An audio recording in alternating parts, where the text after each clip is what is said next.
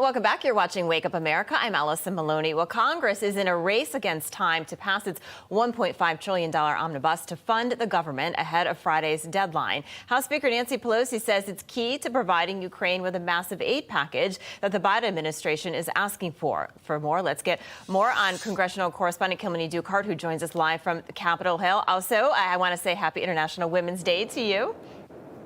Back at you, Allison, and good to be with you this morning. Congress is actually looking at increasing that Ukraine aid to $12 billion, which is $2 billion more than the Biden administration was requesting to begin with. That was announced by Democratic Senate Majority Leader Chuck Schumer. But there are sharp disagreements over where that money should come from. Democrats believing that some of it should be coming out of that fiscal defense budget. We heard last week that Republicans had accused Democrats of wanting Ukraine aid, humanitarian aid, to be part of an additional spending bill on top of its non-defense related budget. And they wanted military aid coming out of that fiscal budget. So we are going to have to see how that plays out as we barrel toward this Friday deadline. This is going to be very critical here.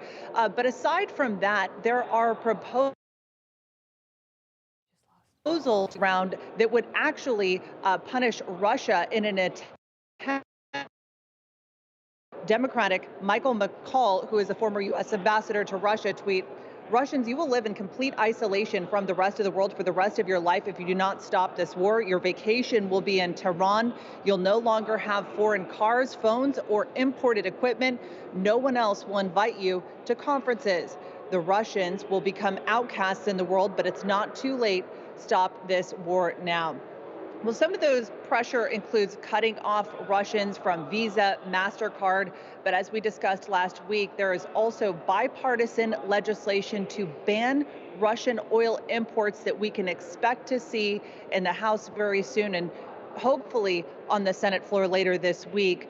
Republican Senator Lindsey Graham is also calling for tougher measures. He says, "It's clear to me the world would be a better place if there was regime change in Russia. Putin is a war criminal who needs to go at the hands of the Russian people by any means possible."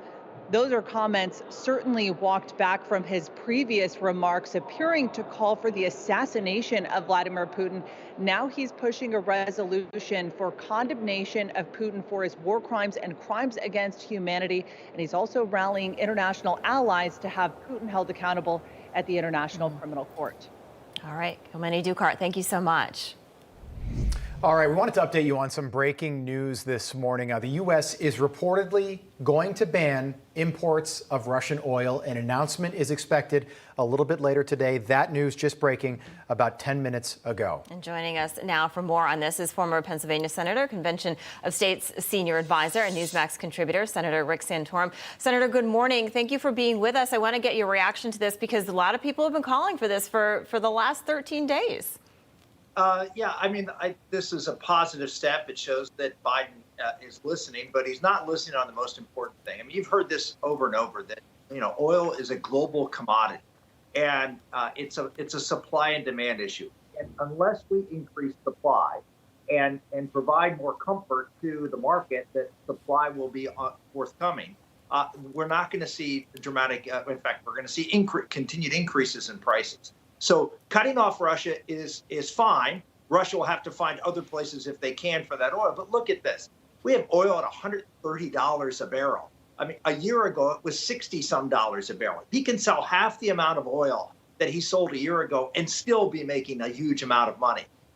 What we have to do is also lower the price. It's not just cut off his access to market, but it's reduce the price. And the way you do that, everyone's talking about it, except Joe Biden, which is to produce more oil here in the United States. And so far, he is committed not to do. Senator, so the president was stuck between a rock and a hard place here. In the immediate short-term future, this means gas prices here will go up. I mean, they went up 10 cents while everybody was sleeping overnight. They're now at a record high of $4.17 a gallon. If you live in California, you're paying up to $8 a gallon, depending on where you live. In the short term, this means gas prices will continue to go up until the administration figures out a solution. And that solution might be Iran, Venezuela, or Saudi Arabia. So we're going from one dictator to another. Yeah, I mean, this is all part of, Joe Biden's plan, which is they all are for increasing the price of energy. This is not something that they cry crocodile tears because of high gas prices, but they're for high gas prices. This is what they intend to do to drive people away from fossil fuels. So this is, in fact, an argument to be made that this is actually in concert with the Green New Deal. The other part that is most disturbing to me is going to Venezuela and going to Iran, going to dictators who are outwardly, I mean, Iran calls us the great state. We're outwardly trying to destroy this country and appealing to them to supply more oil for us. This is outrageous, and it is part of the Biden idea, which is you placate, you appease those who want to harm you, and that's the way to get them on your side. And so he's going to Venezuela, he's going to Iran, who hate the United States, and saying, look, we'll appease you, we'll give you something if you treat and we'll treat you better. Please treat us better. Yeah. It doesn't work. It never works. But that has been Joe Biden's go-to since he's been in the United States. The Iranians just said death to Israel.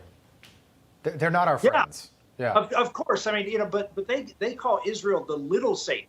The great Satan is the United States. So they are death to both of us. And the idea that we are sitting down with Russia to try to negotiate an agreement on their nuclear development. I mean, if there's anything we've seen from this Russia conflict, it's when you are a nuclear power, you get treated differently. And imagine now Iran, the most reckless government in the world, having nuclear weapons. And Joe Biden is putting this agreement in place to actually, in my opinion, fast track Iran for a nuclear weapon with more resources to develop this. Good point. Yeah, it seems like he just wants to put a Band-Aid on the situation so those gas prices will go down and he can say, look, I got the gas prices down. Do you think he's going to get any pushback from this? Because, I mean, I've even heard some Democrats say we really shouldn't be getting our oil from these other countries.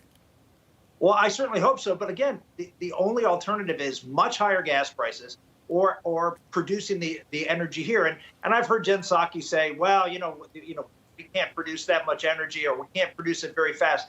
The reality is, because of fracking and the way fracking works, you actually can produce it fast. You can drill wells relatively quickly. And as we all know, production in these types of shale formations is the highest at the beginning. It's very high in the first year and then drops precipitously after. So we can actually get a lot of oil to market very quickly if we open up those. Yeah, and I know, Senator, that you would know. You represented Pennsylvania in the U.S. Senate, one of the great energy-producing states. And proud of. Yeah, pretty unbelievable. What's going to be fascinating now, again, this news just breaking less than 15 minutes ago, is this chess game between NATO, the U.S., and Vladimir Putin. What does Putin do now? If we shut off that money pipeline again, we've spent over $1 billion on Russian oil in just the last 13 days alone of this war. When that money's not there, Putin's going to have to lash out and do something. Just about 10 seconds, Senator. Go ahead. Yeah, but Germany and Europe is not cutting it off. They're by far much bigger customer. So it's going to hurt a little, but not that much to Putin. Yeah, Nord Stream 1 is still up and running right now. Yeah. All right. Senator Rick Santorum, thank you so much. We appreciate having you on. Good to see you. All right. Hey, I'm Rob Finnerty. Thanks for watching. If you enjoyed this video, please join the conversation in the comments below. Don't forget to subscribe, too.